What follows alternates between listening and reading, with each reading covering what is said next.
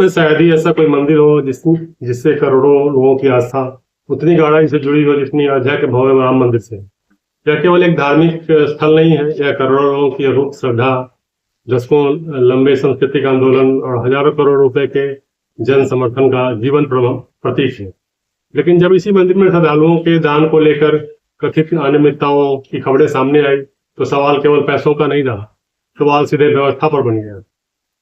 सवाल यह उठा कि क्या आस्था की रक्षा करने वाली व्यवस्था पूरी तरह पारदर्शी है? क्या इन गंभीर आरोपों में कोई सच्चाई है, या फिर पूरा मामला जांच पूरी होने से पहले ही राजनीतिक और सामाजिक बहस का जरिया बना दिया गया? यह समझना है कि आखिर धरातल पर ऐसा क्या हुआ जिसके बाद देश के सबसे प्रतिष्ठित और चर्चित धार्मिक ट्रस्टों में से एक का नाम अचानक विवादों के घेरे में आने लगा। 22 जनवरी 2024 जब रामलला की प्राण प्रतिष्ठा हुई तो देश ही नहीं बल्कि पूरी दुनिया से लाखों श्रद्धालु रोजाना अयोध्या पहुंचने लगे। श्रद्धालुओं की आमद के साथ साथ मंदिर में आने वाला दान भी रिकॉर्ड स्तर पर बढ़ा। कैश, सोना, चांदी, चेक और ऑनलाइन ट्रांसफर, इस सभी प्रकार की भेंटों के प्रबंधन के लिए कागजों पर एक सुव्यवस्थित प्रक्रिया बनाई गई। श्रद्धालुओं के द्वारा दान पेटी डिजिटल और आधिकारिक रूप से, उसके बाद भुगतान, गणना, उसका ऑडिट, सब बैंक में जमा होना, कंप्यूटर रिकॉर्ड, इसे मेंटेन किया गया। यानी सिद्धांत रूप में हर एक पैसे का हिसाब होना अनिवार्य है।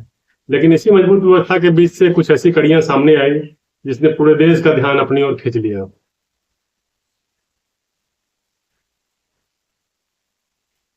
हाल ही में दान के कथित दुरुपयोग और वित्तीय विसंगतियों से जुड़े कुछ आरोप सामने आए। मामला गंभीर था, इसलिए तुरंत पुलिस ने कार्रवाई शुरू की। विशेष जांच दल का गठन हुआ और कुछ शुरुआती गिरफ्तारियां भी की गई। मीडिया रिपोर्टर के अनुसार इसके बाद ट्रस्ट के भीतर भी बड़े प्रशासनिक फेरबदल देखे गए। द टाइम्स ऑफ इंडिया की रिपोर्ट के मुताबिक इस विवाद के बीच ट्रस्ट के महासचिव चंपत राय और ट्रस्टी अनिल मिश्रा के इस्तीफे सामने आए, जिन्हें बाद में ट्रस्ट ने स्वीकार कर लिया। प्रशासनिक शून्यता को भरने के लिए कृष्ण मोहन को अतिरिक्त जिम्मेदारी दी गई। लेकिन यहाँ एक खोजी पत्रकार के रूप में रुककर यह देखना होगा क्या इन इस्तीफों का दोष स्वीकार करना है? कानूनी तौर पर बिल्कुल नहीं। भारतीय न्याय शास्त्र में नैतिक जिम्मेदारी पर इस्तीफा देना और अदालत द्वारा दोषित होना दो बिल्कुल अलग बातें हैं। तो आखिर इस विवाद की जड़ कहाँ है? राम मंदिर का विशाल ट्रस्ट बना कैसे था, और वो कौन सी चिंगारी थी जिसने पूरे इस घटनाक्रम को राष्ट्रीय मुद्दा बना दिया? इन सभी सवालों के जवाब जानने के लिए राम मंदिर ट्रस्ट का गठन और दान का सिस्टम, कोई भी वित्तीय विवाद की गहराई तक पहुंचने के लिए सबसे पहले उस संस्थागत ढांचे को समझना जरूरी है जिसके कंधों पर जिम्मेदारी टिकी है। आखिर इस ट्रस्ट का जन्म कैसे हुआ? इस व्यवस्था में पैसों का लेन देन कैसे होता है? 9 नवंबर 2019 को भारत के न्यायिक इतिहास का सबसे बड़ा और महत्वपूर्ण फैसला आया। सर्वोच्च न्यायालय के इसी ऐतिहासिक निर्देश के अनुरूप केंद्र सरकार ने श्री राम जन्मभूमि तीर्थ ट्रस्ट का गठन किया। स्वतंत्र ट्रस्ट को मंदिर के निर्माण और उसके प्रबंधन, सुरक्षा और आने वाले पैसों की देखरेख की पूरी कानूनी जिम्मेदारी सौंपी गई है। द इंडियन एक्सप्रेस की रिपोर्ट के अनुसार ट्रस्ट को मुख्य रूप से 5 माध्यमों से दान प्राप्त होता है। पहला नकद, दूसरा ऑनलाइन ट्रांसफर, तीसरा चेक और ड्राफ्ट, और चौथा मूल्यवान धातुओं जैसे सोना और चांदी, और 5वां अन्य स्थावर भेंट। नियम कहते हैं कि हर दान की गिनती सीसीटीवी कैमरों की निगरानी में होती है। बैंक के अधिकारी मौजूद रहते हैं और बाकायदा चार्टर्ड अकाउंटेंट द्वारा इनका ऑडिट किया जाता है। दान के 5 माध्यम: कैश, ऑनलाइन ट्रांसफर, चेक और draft, gold and silver and static gifts. लेकिन जैसे जैसे चढ़ावे का आकार कई 100 करोड़ तक पहुंचा, इसकी निगरानी का काम और अधिक जटिल होता गया। और यहीं पर साल 2026 में उत्तर प्रदेश पुलिस और विशेष जांच दल एसआईटी को दखल देना पड़ा।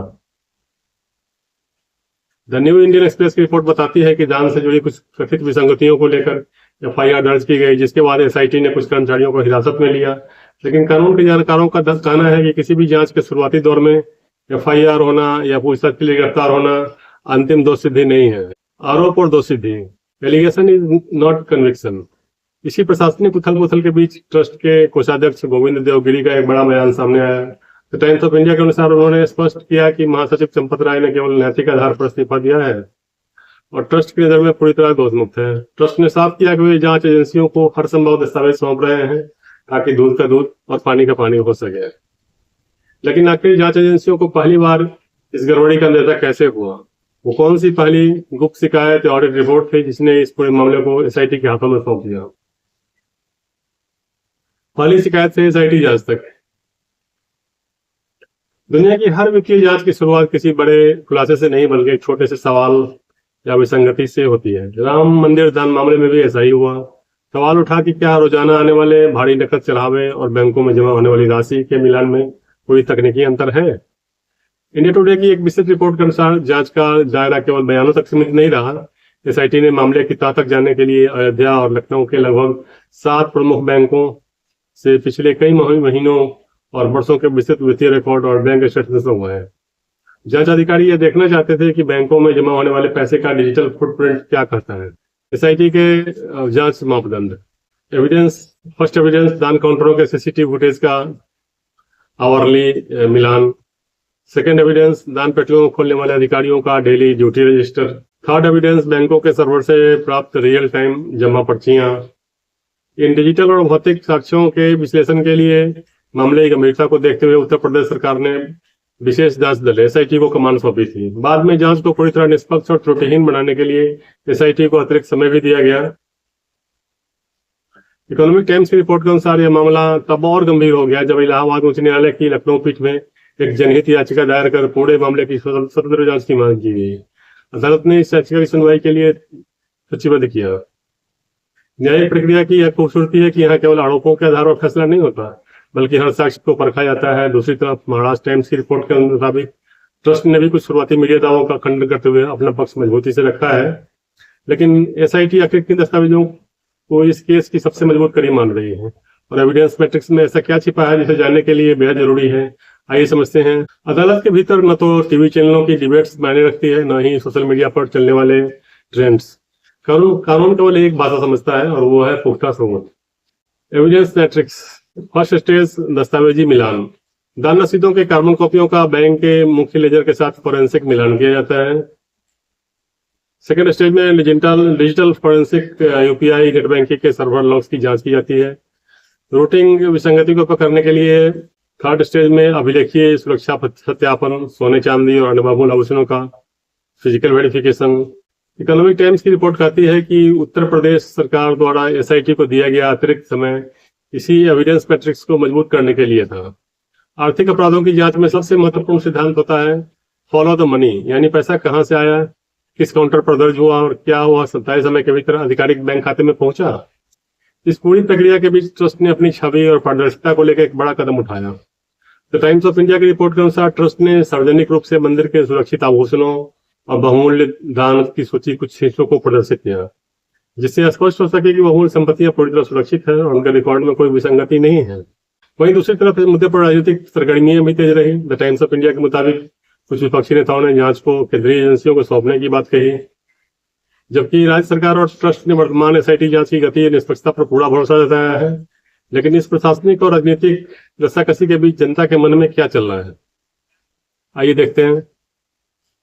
जैसे जैसे दिन बीतते गए जनता की नजरें केवल पुलिस जारी पर नहीं बल्कि ट्रस्ट के भीतर हो रहे प्रशासनिक बदलावों पर भी टिक गई। लोग पूछ रहे थे कि क्या इस विवाद के बाद आंतरिक ढांचे को बदला जाएगा।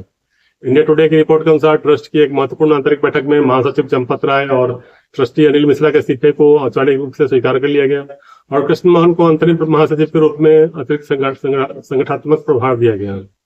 खोजी पत्रकारिता का नियम कहता है कि हमें यहाँ दर्शकों को कानून का एक बुनियादी पहलू याद दिलाना होगा। जब तक देश की सर्वोच्च अदालत साक्ष्यों के आधार पर किसी व्यक्ति को दोषी करार नहीं देती तब तक कानून की नजर में व्यक्ति पूरी तरह निर्दोष माना जाता है।